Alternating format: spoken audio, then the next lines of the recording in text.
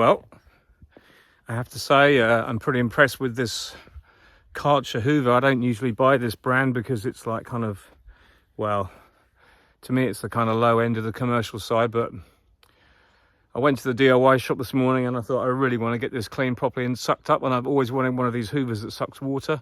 So I just bit the bullet and it seems to be really good. I have to say I like the way you can empty out the Hoover bottom when it's full of water and it doesn't fill up too much. It automatically stops when it gets too full of water. So it really is one hell of a sucker. But anyway, this is now clean and it got all that kind of film of dust up with it, which is why I wanted to do it, because it was just wet enough to get all the dust up without it being too dusty, which you block up Hoover bags in 10 minutes with cement dust. Anyway, the news is the guys are coming next Monday morning to make a start. The slab will be extended further out the front. So where that pile of soil I said to you we're going to make a slab, I'm going to make a bigger slab that way. Now basically back to those trees is going to be hard standing and most of it will be a slab, and it'll also encroach into the pathway the other side. My mindset is that there's no point in putting something off like this when you've got a digger on site, because if you leave things like this and go and do it, and I could just put a small entranceway here and then we want more space. The whole idea is now I'm going to carry on this side right down to, I'm going to cut that hedge back a bit more, and the top will come off of this because it will regrow. It's hawthorn, it's perfect for this. The top will come off of that, the side will be cleared, and I'll be going right up to the front of those birch trees and that maple there behind that pile. And that will mean then that I get a big slab and I'll get hard standing at the back. And if I want to put a container here just down this side, it'll leave all that entrance clear. And my other kind of thinking is I will have a lean-to from the front of the building we're here, and a lean-to off of there going down that way. So it will give me hard standing and unloading and storage undercover outside, which is kind of living the dream in the extreme, because even though I've got the building and that's going to be going up and it's going to be loads of storage undercover, you still need room outside to put things like your nukes. Now I know they've got roofs on, but nukes need a place where you can work at them outside, but not necessarily inside. If you want to clean them, if you want to have a flame to clean them up, not those ones, obviously they're polystyrene, but you know what I'm getting at. If you want to sterilize boxes, clean them out, especially brood boxes, you need a place outside to do that that's undercover. So the long and the short of it is I'm just going to make use of the digger that's going to come. I've asked them to come on the 3rd week of February, which if they do and the building is done, all this stuff will be out of the way. So because they can't get in right now because there's stuff everywhere and it blocks the way. But basically where that roofing sections are, almost up to there is where my slab will be. So a big slab and hard standing for a container, or maybe 2 containers in the future, who knows. But my whole idea as well is get my supers in an insulated container, or a container that's under the shade. And that will mean those supers aren't inside being stored. They are cool in the winter. I'm not heating them, because obviously I'll be heating the building sometimes. I don't want them to get warm, get cold, get warm, get cold. They kind of be cooled in the winter, which is fine because it keeps the wax moth at bay. Problem is containers right now are darned expensive, but we'll cross that bridge when we come to it. But if I don't put this slab here, the whole thing will kind of fall apart because it won't give me a good enough access to my building, which will be behind.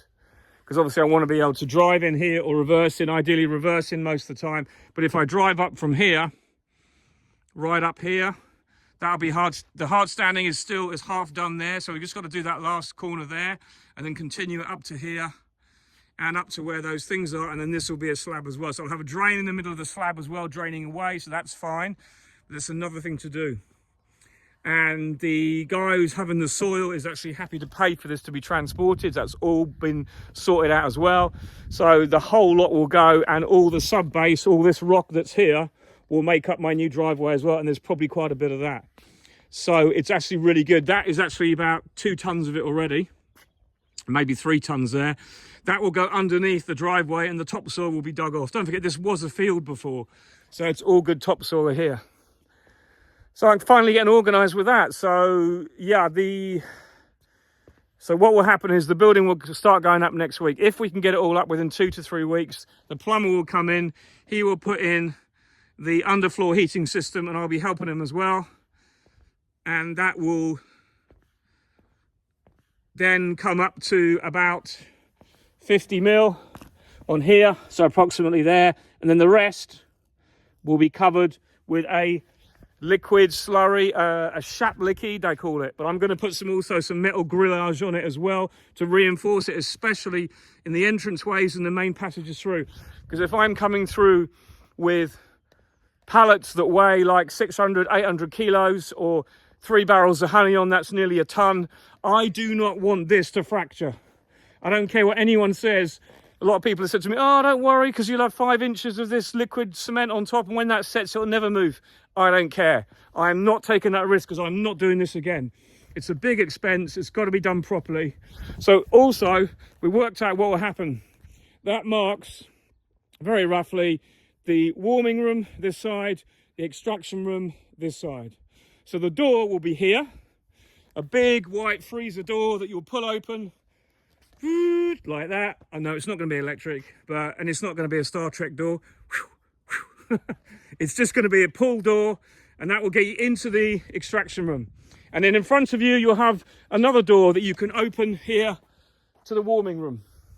So that will be 1 door in. So that means this side is completely free. There's 1 door there that won't get in the way of anybody. And this door will be the main door in and out. And on the far door, we'll have a door inside that will open acrossways, a big door that will mean I can get 1.5 meters wide when it's open, maybe 2 meters. 1.5 meters will probably be enough. So that this end here will be the exit about here. And it means this whole back wall, I can put things against it, and the door won't have to go behind and be moved out of the way. So this whole area here can be shelved out if necessary. So that's kind of what I'm thinking at the moment. But overall, the plans are all coming together pretty well. So you can begin to see how it's going to go. And now I'm getting really excited, because I'm starting to leap around and do stupid shit. And anyway, that's what's going to happen. Finally getting people together. The stonemasons are coming back, the 2 guys who did this lot, and they're going to do the slab out the front for me. You know, they're going to do that, and they're dead keen to do it. It seems to me that business is slowing down a bit here, because I was able to get the digger guy back, the terrasseur, to come back when I wanted. I was able to get the stonemason guys back when they wanted. They phoned me twice. The only thing I'm having trouble with is my plumber. He just doesn't answer his calls. He's probably thinking, not him again. Anyway, I'm sure it'll be fine. But that's the plan. So when we've done that, then the floor will be level,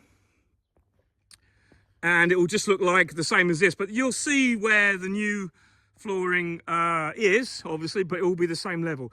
And in the meantime, my extraction line that's sitting on my driveway at the moment will be then brought in, and I can unpack it and get that all ready. That will then go into its place. I'm having a mezzanine built from this square and an oblong at the back, so a big L shape across here.